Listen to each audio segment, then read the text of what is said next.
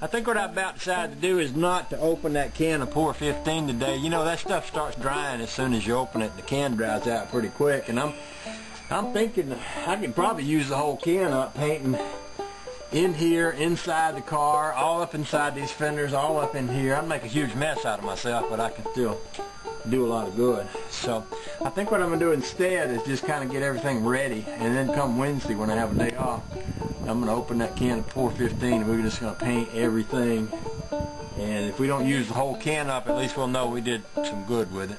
And so with that said, I'm going to go ahead and pop this plate off. I'm really curious to have a look down in here. I know, just because I've heard before that, you know, there's ways to get inside the tunnel which runs down the length of the car for the sake of things like, seems to me there's heater cables, and I know there's a gas line that runs inside there.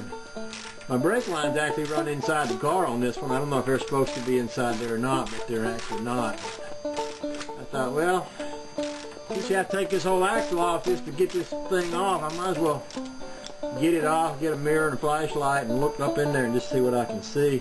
Another thing I'm thinking, if I'm going to Pour 15 this, I don't want to seal it on there. That Pour 15 is kind of like glue, and when you put it on something like this, you can very easily glue it on there with the Pour 15, and I don't want to do that. So let's pull that out and have a look.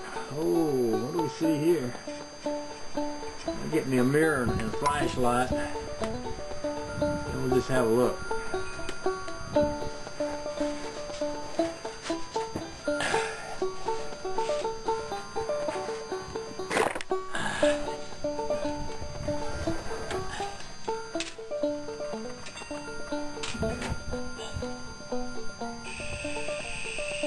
There's my gas line, I can see that. That's about all I can see. So, this all looks good. The metal here, everything looks good. It's good and solid. I noticed on the ugly stepsister when I was kind of pulling the front end apart on it that even though the rest of it was rotted out, this tunnel down the middle was still strong. So there must be a lot of metal in that, a lot more metal in that than there is in the rest of that stuff. So let's take stock and see. I think what I'm going to do is leave this little plate off, like I said, so I wouldn't wind up painting it in place or would never get it off again. And gather up all my parts and pieces and put them in a good place. I'll leave that speedometer cable over there soaking. One good repair I could make is to fix this rust hole over here. Pull all this Bondo. Somebody Bondoed the fenders on this car. I don't know if you know what I mean by that, but where the fenders join the car, somebody just stuffed the joints full of Bondo. They're supposed to have a little rubber seal, but they don't. They have Bondo for a seal. I'll show you what I mean. You can't see it so much on this one. I'm going to remind myself that I'm setting this right over here. You can on the back fender. See how this, you got a rubber seal and it disappears into a bunch of Bondo? Well, that's probably not a real good repair. And if you look up under here, you see all this Bondo?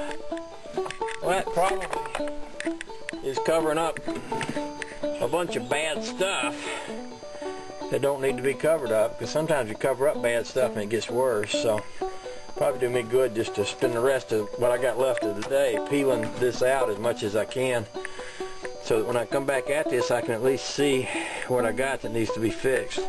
That sounds like a plan for the rest of the day to me. So alrighty, and this thing here is soaking.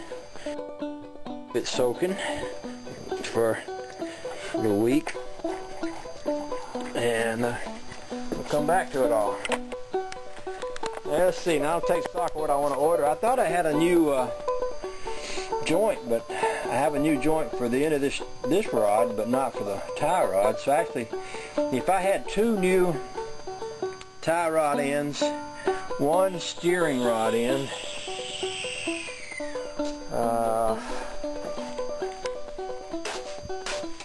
and a new set of bearings, don't know if I really need a new set of bearings or not, but I'll check online and see how much they cost. If they're not too expensive, I might get some.